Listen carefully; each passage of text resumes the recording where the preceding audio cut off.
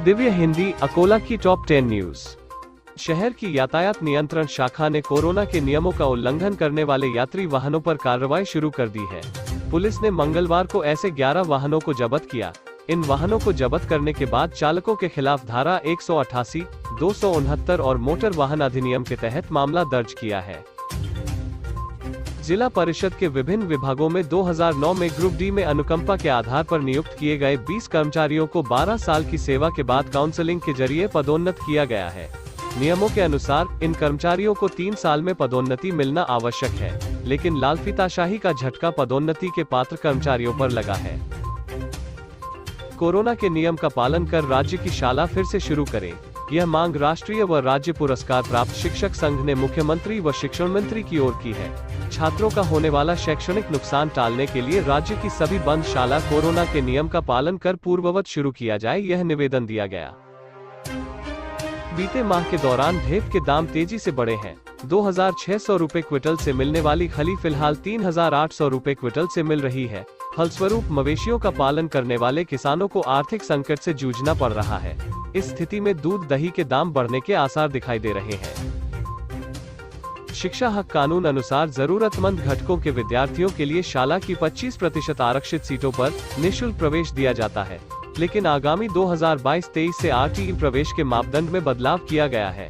RTE के अनुसार अगर प्रवेश लेना है तो संबंधित विद्यार्थी के अभिभावक का राष्ट्रीयकृत बैंक में खाता होना आवश्यक होगा।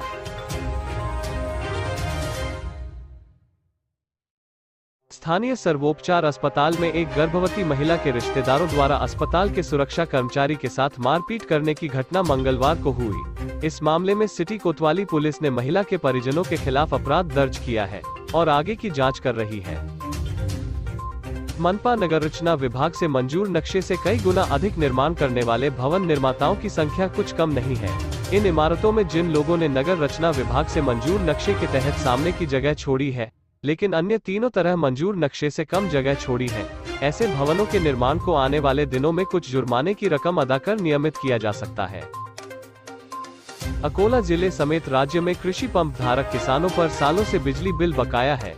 किसान भुगतान करे, इसलिए महावितरण की ओर से राज्य शासन कृषि पंप बिजली कनेक्शन नीति 2020 के तहत 50% बकाया बिजली बिल माफी की योजना चलाई जा रही है। इस योजना का लाभ लेते हुए राज्य के 1280 गांव बकाया मुक्त हुए। 10,000 स्क्वायर फीट तक के गुंठीवारी नियमाकुल करने का प्रस्ताव 29 अक्टूबर 2021 की सर्वसाधारण सभा में मंजूर किया गया, लेकिन बिना चर्चा प्रस्ताव मंजूर किए जाने से इस सभा के सभी प्रस्तावों पर कार्यवाही रोकी गई थी। इस बीच 13 जनवरी को फिर से सभा में चर्चा कर प्रस्ताव को मंजूरी दी गई, जिससे नगर रचना विभाग गुंठीवारी नियमाकुल की तैयारियों में जुट गया है। देश के प्रधानमंत्री नरेंद्र मोदी जी के खिलाफ गलत शब्दों का इस्तेमाल करने तथा उन्हें जान से मारने के संदर्भ में वक्तव्य कर प्रधानमंत्री के पद की गरिमा को तार-तार करने वाले कांग्रेस के प्रदेशाध्यक्ष नाना पटोले की कृति का अकोला जिला भाजपा की ओर से तीव्र निषेध किया गया है और 26 पुलिस थानों में शिकायत दर्ज कराई गई।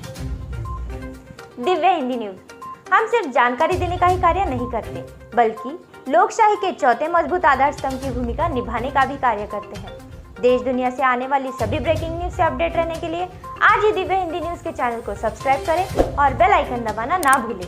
धन्यवाद।